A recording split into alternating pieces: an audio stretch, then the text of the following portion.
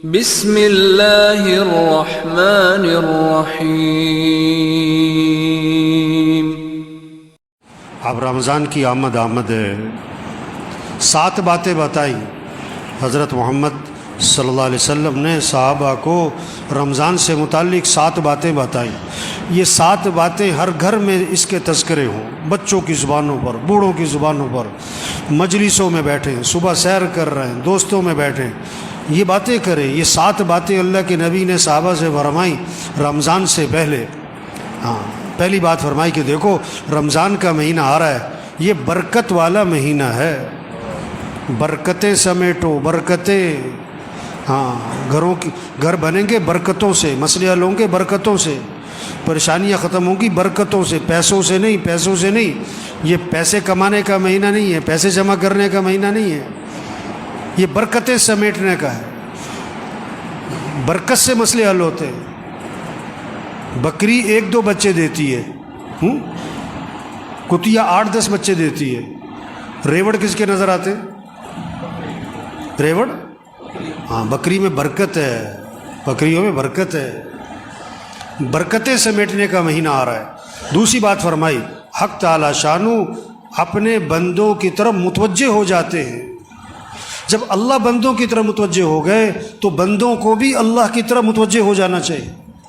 اب کتنی عجیب بات ہے، اللہ تو بندوں کی طرف متوجہ ہوں اور بندے اللہ کی طرف متوجہ نہ ہوں۔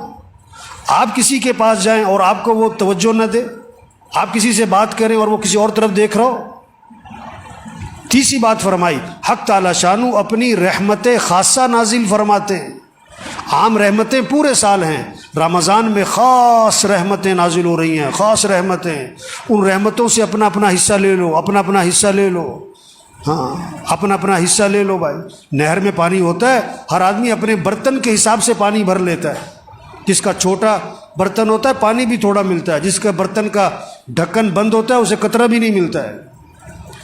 تو رحمتیں ہیں اللہ کی خاص رمضان میں، اپنا اپنا حصہ لو اسے۔ چوتھی بات فرمائی، حق تعالی شانو بندوں کی خطاؤں کو معاف فرماتے ہیں۔ انسان سے بڑی غلطیاں ہیں، کمیاں، کوتاہیاں، کہیں دیکھنے میں، کہیں بولنے میں، کہیں سننے میں، کہیں کمانے میں، کہیں خرچ کرنے میں غلطیاں ہو رہی ہیں۔ اللہ معاف کرنے والے ہیں۔ رمضان کا مہینہ کس لیے؟ معافی مانگو، معافی مانگو، معافی مانگو اللہ سے، اللہ معاف کر دیں گے۔ یہ معافی مانگنے کا مہینہ ہے۔ اس لیے شب قدر میں کیا دعا سکھائی؟ یہ نہیں کہ میں نے بڑے روزے رکھے ہیں، بڑی تراویح پڑھی ہے، بڑی تہجد پڑھی ہے، بڑی نفلیں پڑھی ہیں، بڑا اعتکاف کیا ہے، بڑے صدقے کیے ہیں، اللہ قبول فرما۔ نہیں، شب قدر میں کیا دعا ہے؟ اللہم انک عفو تحب العفو فاعف عنی۔ اللہ تو معاف کرنے والا ہے، معافی کو پسند فرماتا ہے، مجھے معاف کر دے۔ بس معافی مانگو بھائی، اللہ کو بندے کا معافی مانگنا بہت پسند ہے۔ 5ویں بات فرمائی، حق تعالی شانو بندوں کی دعاؤں کو قبول فرماتے ہیں۔ یہ مہینہ کس کا ہے؟ مانگنے کا۔ ہم سب محتاج ہیں، سب کی ضرورتیں، سب کی پریشانیاں ہیں، سب کے حالات ہیں، گھریلو مسئلے، کاروباری مسئلے، ملک کے مسئلے، عوام کے مسئلے، حکمرانوں کے مسئلے، مسائل، مسلمانوں کے کتنے حالات پوری دنیا میں۔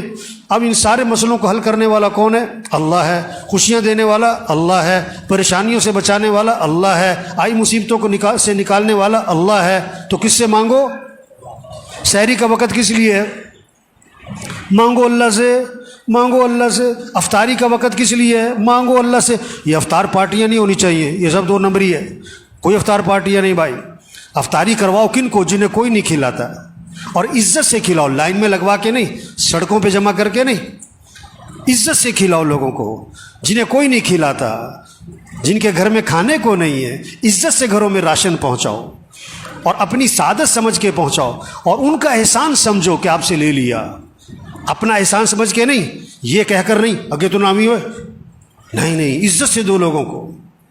یہ افطار پارٹیوں کا مہینہ نہیں ہے، یہ تو عدلے کے بدلے ہو رہے ہوتے ہیں۔ اس نے افطاری کی میں بھی افطاری کراؤں، اس نے یہ بنایا تھا میں بھی بناؤں۔ نہیں۔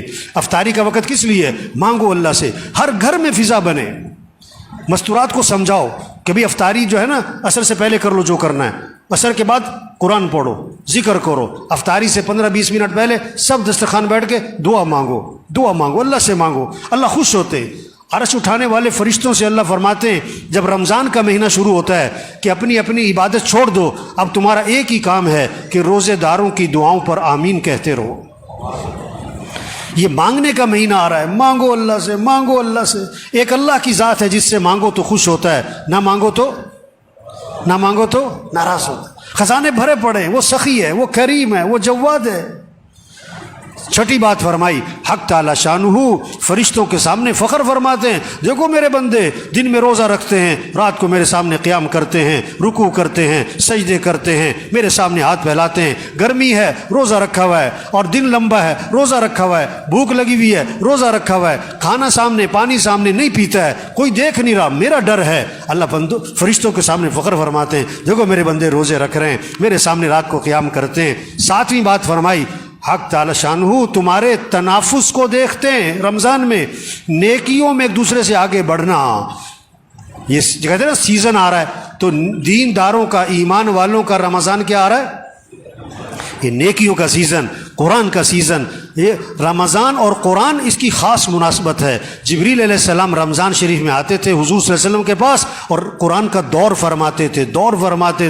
ہمارے گھروں میں فضا بنے، بچے بچیاں مقابلہ ہو، اتنے سپارے پڑھے میں اتنے پڑھوں، اتنے نفل پڑھے میں اتنے پڑھوں، اس نے اتنی تسبیح کری میں اتنی تسبیح کروں۔ یہ رمضان تنافس، نیکیوں میں ایک دوسرے سے آگے بڑھو۔ یہ پیسے کمانے کا نہیں، یہ بازاروں کا نہیں، یہ موبائل کا نہیں۔ یہ رمضان کے مہینے میں موبائل بند کرو، موبائل بند کریں، ٹی وی بند کریں، ٹی وی بند کریں۔ یہ ٹی وی کا نہیں ہے، موبائل کا نہیں ہے، سیر سپاٹوں کا نہیں ہے، کھیل تماشوں کا نہیں ہے، فنکشنوں کا، تقریبات کا نہیں ہے، افطار پارٹیوں کا نہیں ہے۔ یہ اعمال کا مہینہ۔ یہ 7 باتیں فرما کر حضور صلی اللہ علیہ وسلم نے فرمایا، سخت لہجہ ہو گیا آپ کا، آپ کی الفاظ میں شدت آ گئی، سختی آ گئی۔ آپ نے فرمایا بد نصیب ہے وہ شخص جو اس مہینے میں بھی اللہ کی رحمت سے محروم رہ جائے۔ بد نصیب ہے وہ شخص جو اس مہینے میں بھی اللہ کی رحمت سے محروم رہ جائے۔ رمضان جیسا مہینہ آیا اپنی برکتوں سمیت، اپنی خیروں سمیت، اپنی رحمتوں سمیت، اور اس نے اس سے کوئی فائدہ نہ اٹھایا، اور رمضان میں بھی اس کی زندگی میں تبدیلی نہ آئی۔ اس نے رمضان میں بھی گناہوں کو نہ چھوڑا، اس نے رمضان میں بھی برائیوں کو نہ چھوڑا، رمضان میں بھی مسیح میں نظر نہ آیا، رمضان میں بھی جھوٹ نہ چھوڑا، رمضان میں بھی برائی کو اور ماں باپ کی نافرمانی کو نہ چھوڑا۔ بھائی بڑا قیمتی مہینہ آ رہا ہے، اور پتہ نہیں کس کا آخری مہینہ ہے، پتہ نہیں کس کا آخری رمضان ہے۔ کتنے پچھلے رمضان میں تھے، اس رمضان میں نہیں ہوں گے، اور کتنے اس رمضان میں ہوں گے، اور اگلے رمضان میں نہیں ہوں گے۔ پتہ نہیں کس کا آخری ہے۔ رمضان اگلے سال بھی آئے گا، ہم ہوں گے کہ نہیں یہ کوئی پتہ نہیں ہے۔ تو سب نیت کرو بھئی اس رمضان کو قیمتی بنانا ہے، انشاءاللہ اس رمضان کو قیمتی بنانا ہے۔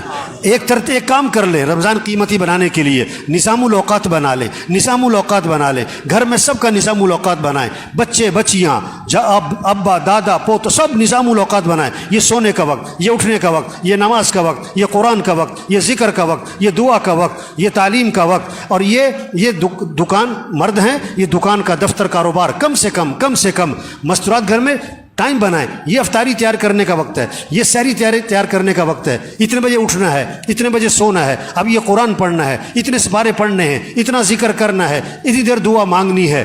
نظام الاوقات بنا لیں، پھر وقت قیمتی بن جائے گا۔ اللہ سب کو اس کی توفیق عطا فرمائے۔ نیت کریں، دعا مانگیں، کوشش کریں، اللہ ہمیں توفیق